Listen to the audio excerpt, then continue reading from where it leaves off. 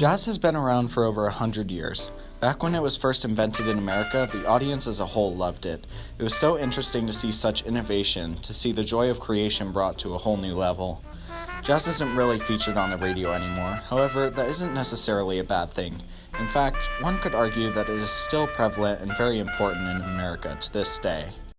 It's just changed a bit.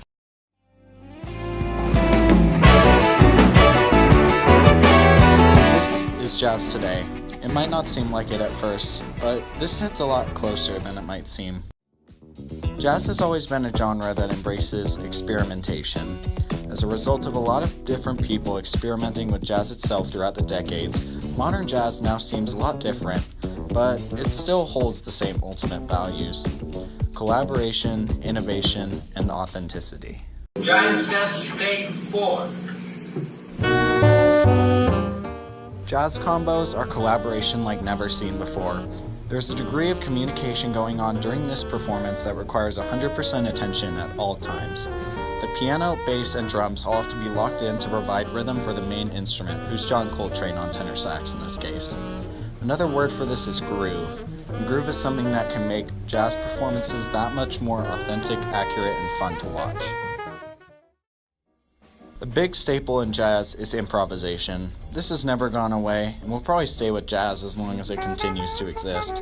This is where the joy of creation and innovation really come into play. Improvisation is exactly as it sounds. Like it is in comedy, the player is given a set of chords to go with the song they're currently playing. The rest is theirs to figure out. This is what can make instrumental solos so impressive sometimes, knowing that this player is making up everything on the spot.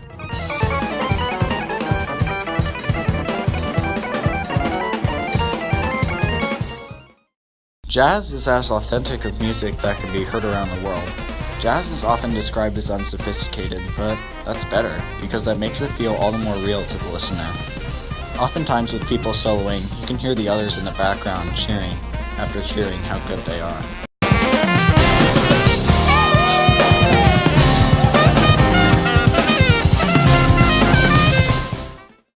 With all of this new modernized jazz coming around, it's actually considerable to ask, well, does this mean jazz is dead?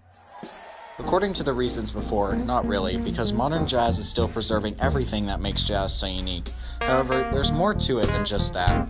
There's a large audience, and a big part of preserving jazz and spreading its importance is jazz festivals.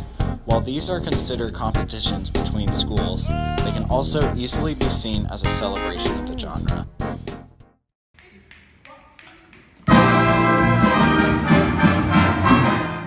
There's also jazz bands all across the country in middle schools and high schools, sometimes even elementary schools. Reno High is no exception for this. Do you think modern jazz is even jazz anymore? Well, I mean, it's not what we see as jazz like now. You know, it's exactly what you said. It's modern jazz, and I think you can see that throughout history when music evolves, people tend to not enjoy when it evolves, but then after a few years of that new, say genre or new subgenre or whatever being in development, it can become popular, or it can at least become accepted as a legitimate form of jazz. Why do you think jazz is important to preserve?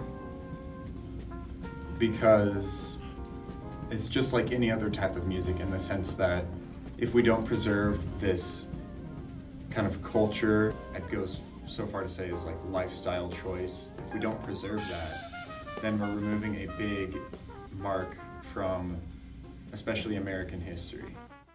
Jazz is often called one of the truest art forms, especially in America. It's never afraid to show what it is and what it can be. It leaves itself open to interpretation and evolves with every given musician who chooses to take it and change it, only to make it better.